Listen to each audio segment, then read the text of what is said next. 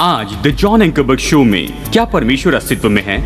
हाल ही में किए गए प्यू सर्वे में प्रकट हुआ कि 5 में से 1 से ज्यादा अमेरिकी खुद को नास्तिक समझते हैं, एग्नोस्टिक या कोई खास नहीं समझते हैं। और आज फिलोसोफर डॉक्टर विलियम लेन क्रे जवाब देंगे कि परमेश्वर के अस्तित्व के बारे में 5 महत्वपूर्ण अच्छे कारण कौन से हैं। डॉक्टर विलियम लेन क्रे, जिन्हें बहुत से लोग हमारी पीढ़ी के विख्यात मसीह फिलोसोफर के रूप में जानते हैं, और इन्होंने बहुत से विख्यात नास्तिक के साथ बहस की है जो संसार के विख्यात यूनिवर्सिटी से पढ़े हैं। डॉक्टर क्रे के पास फिलोसॉफी में पीएचडी है बर्मिंघम इंग्लैंड से, साथ ही डॉक्टर ऑफ थियोलॉजी डिग्री है म्यूनिक की यूनिवर्सिटी से।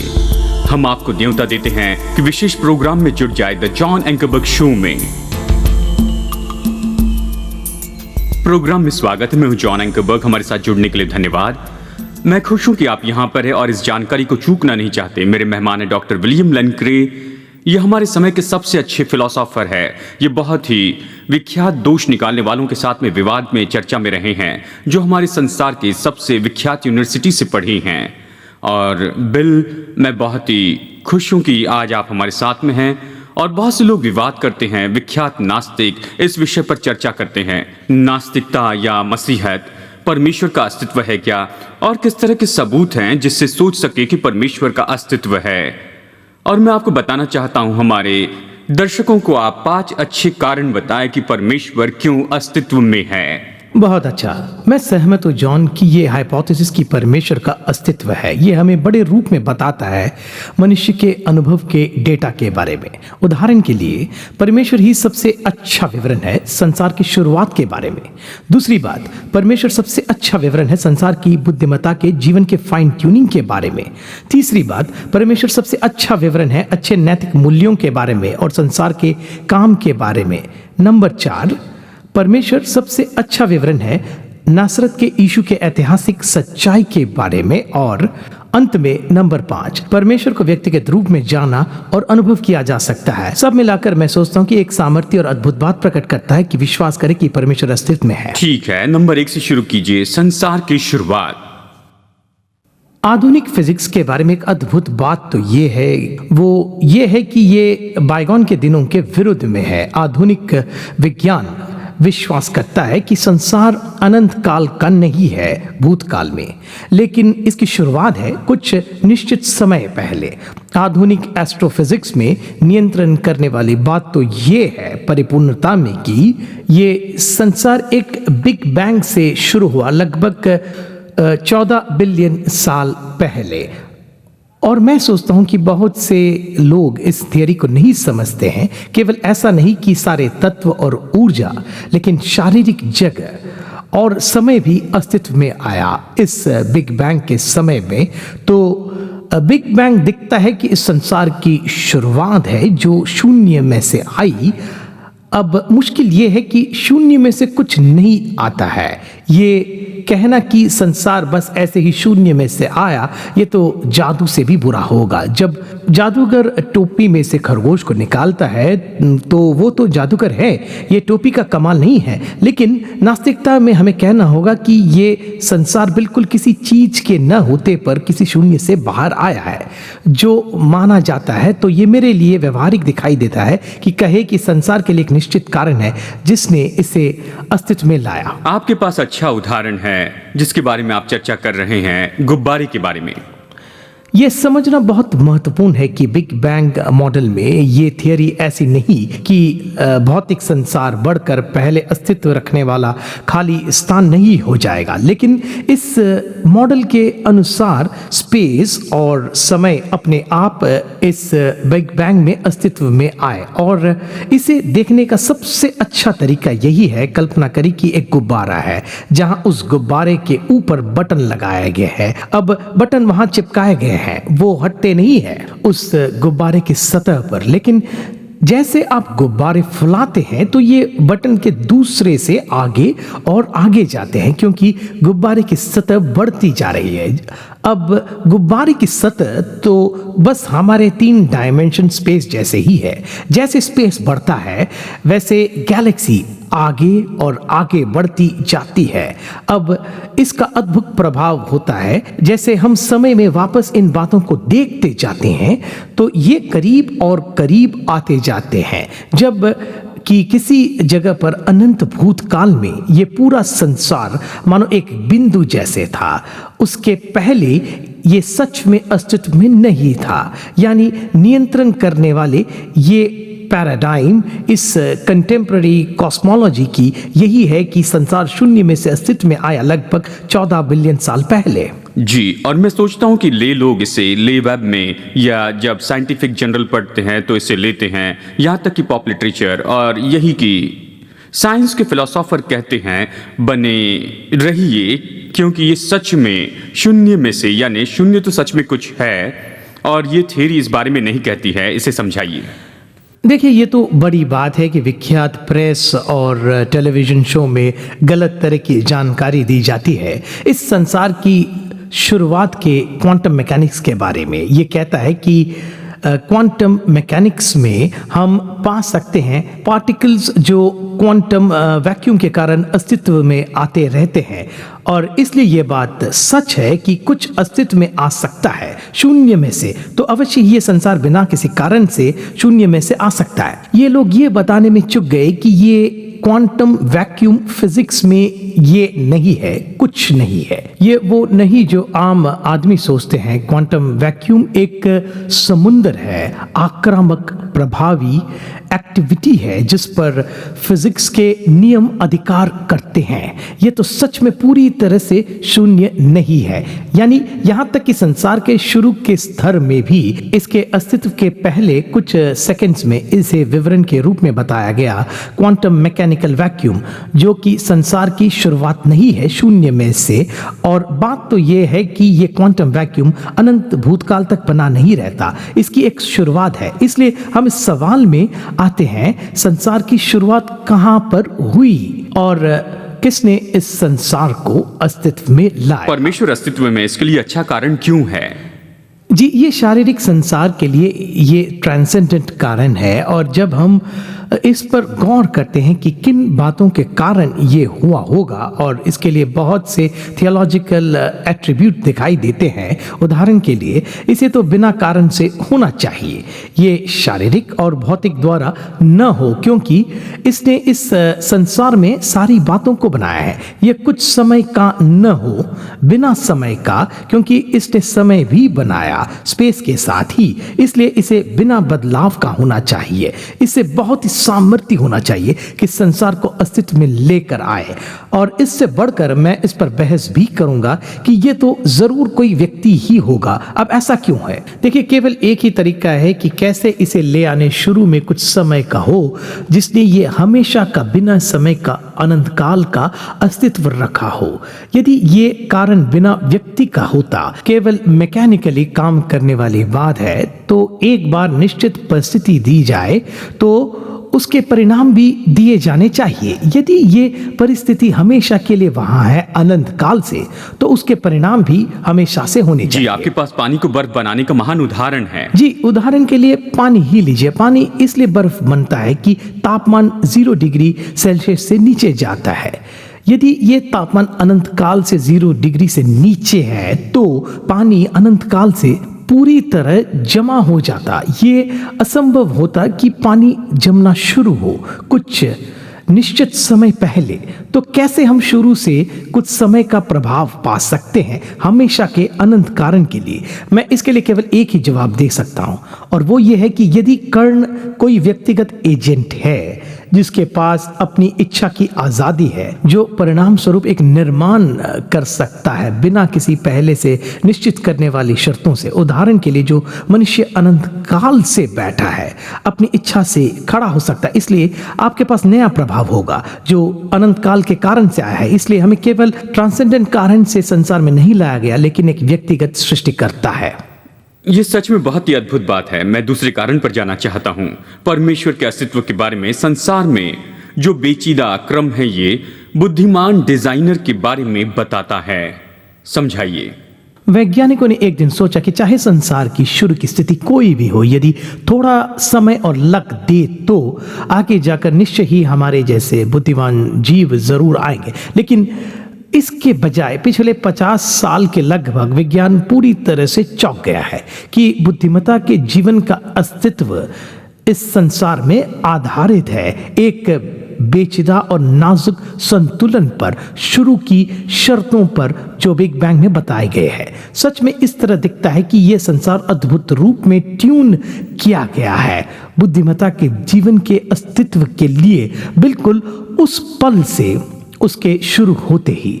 और ये फाइन ट्यूनिंग तो अपने आप में पूरी तरह से समझ से परे है। चलिए मैं आपको विचार देता हूं इस फाइन ट्यूनिंग का। चलिए कुछ नंबर को देखते हैं कि आपको संभावनाएं बता सकूं। इतिहास में यदि हम सेकंड की गिनती करते हैं तो पूरे बिग बैंग के समय तक ये है 10 to the 18th पावर, और 10 to the 18 पावर है पूरे संसार के इतिहास में। 10 के बाद में 18 शून्य है, बड़ी संख्या है। सब एटॉमेटिक पार्टिकल्स इस पूरे संसार में, ये तो 10 to the 80th पावर है। और मन में इन नंबर के बारे में सोचिए कि ये संसार जीवन की अनुमति दे, गुरुत्वाकर्षण की शक्ति और कमजोर और एटम, इसे फाइन ट्यून किया जाना चाहिए कि 10 में से 1 भाग 100 पावर तक की ये कॉस्मोलॉजिकल कांस्टेंट जो संसार के बढ़ने को देखता है, ये फाइन ट्यून किया गया 1 भाग 10 में से 120 पावर पर। ये चौंकाने वाला है। ऑक्सफोर्ड यूनिवर्सिटी के रॉजर पेनरोज ने अनुमान लगाया कि शुरू के संसार की लॉ एंट्रोपी के अनुमानित ऑड्स यही है जो केवल अकस्मात रूप में लिए गए हैं। ये तो एक है 10 to the power of 123।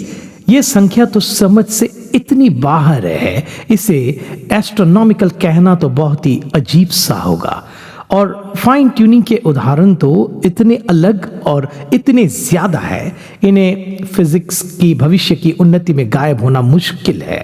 Fine tuning के लिए जरूरी है कि कोई किसी तरह से उसके अस्तित्व के बारे में विवरण दे, और इस विषय के लिटरेचर में इसके लिए सामान्य रूप में 3 संभव विवरण है। उनमें से एक है शारीरिक जरूरत कि ये प्रकृति के नियम से है, इनका मूल्य होना ही होगा।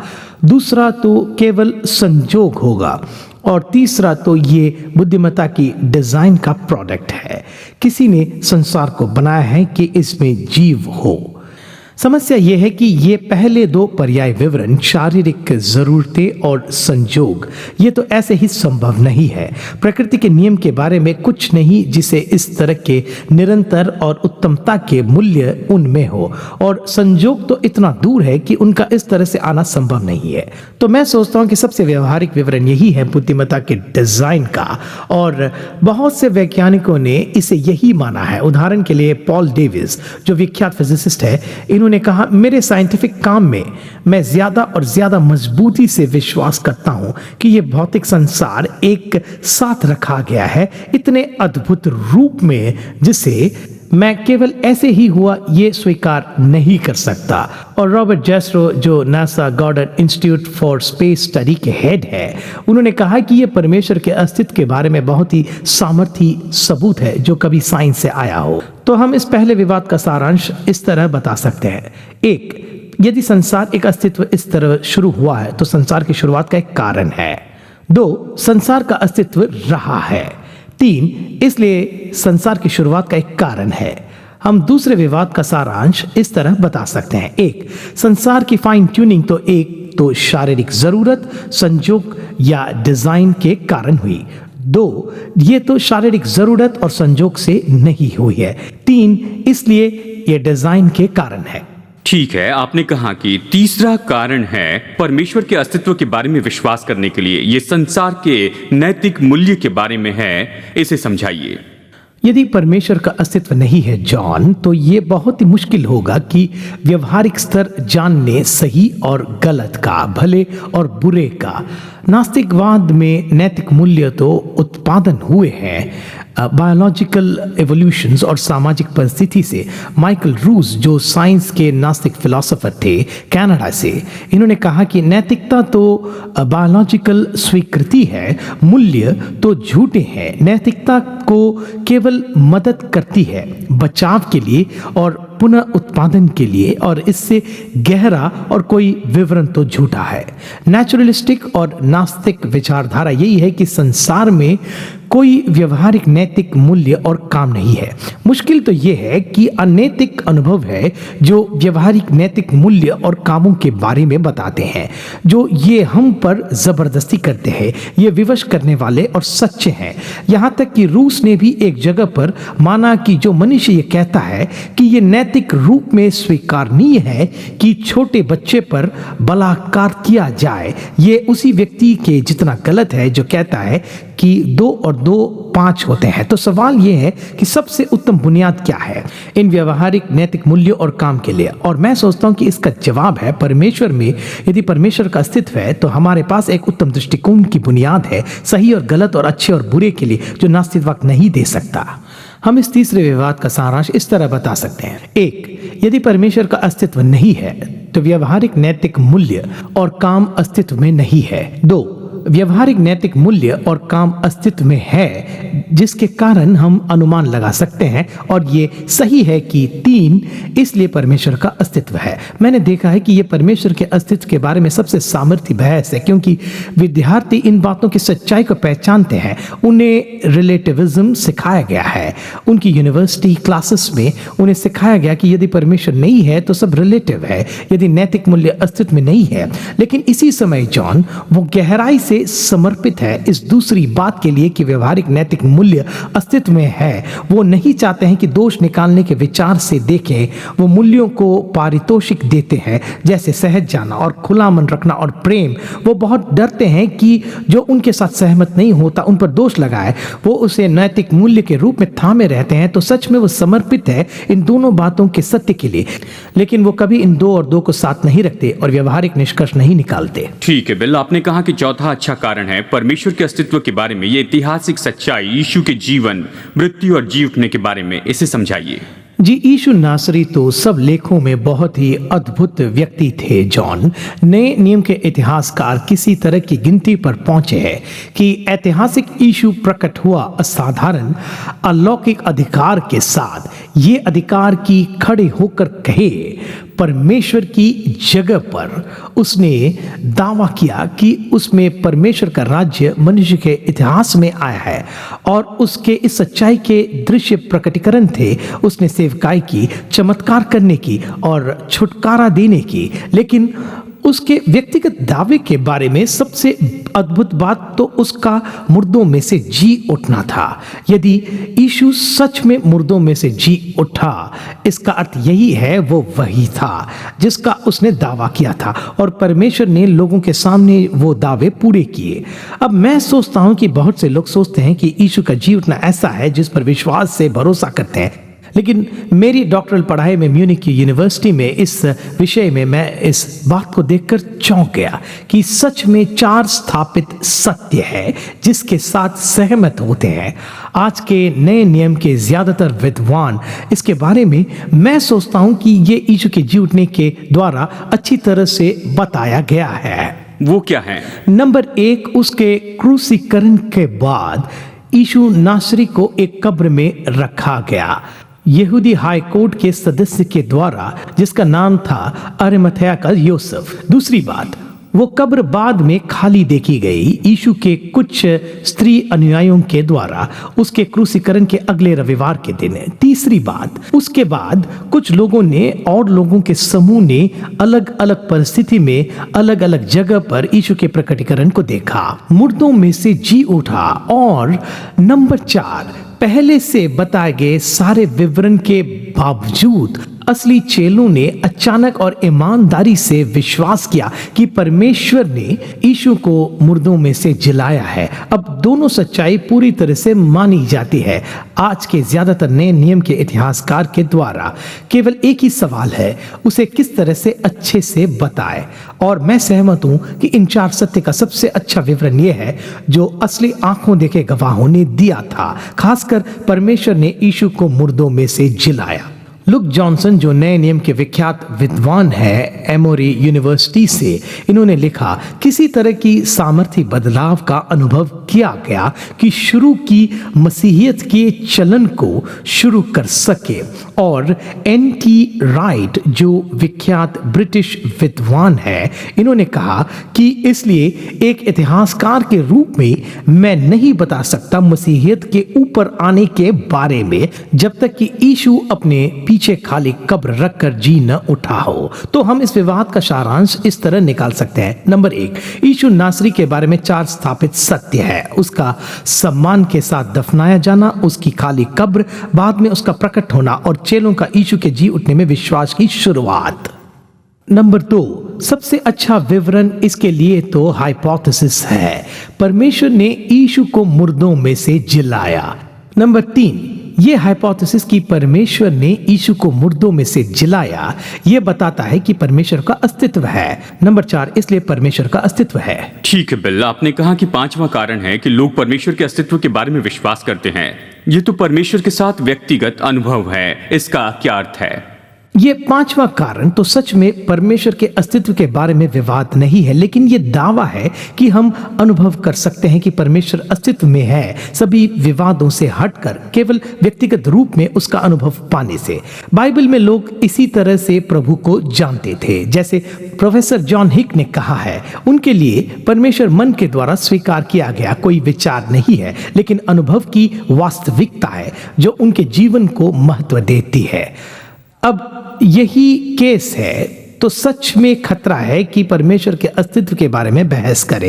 यह तो हमारा ध्यान भटकाएगा। स्वयं परमेश्वर से हमें बहस पर गौर नहीं करना चाहिए कि हम अपने दिल में परमेश्वर जो हमसे बातें करता है उसे सुनने में चूक गए हैं। जो लोग सुन रहे हैं उनके जीवन में परमेश्वर व्यक्तिगत वास्तविकता बन जाता है। बाइबल प्रतिज्ञा करती है परमेश्वर के निकट आए और वो आपके निकट आएगा। इसलिए हमें केवल विवाद पर गौर नहीं करना चाहिए, हमें परमेश्वर के निकट आना चाहिए और उसे निहारना चाहिए। जिन लोगों ने इसके बारे में नहीं सोचा और अभी इस पर गौर कर रहे हैं, आप उन्हें अभी क्या सलाह देंगे?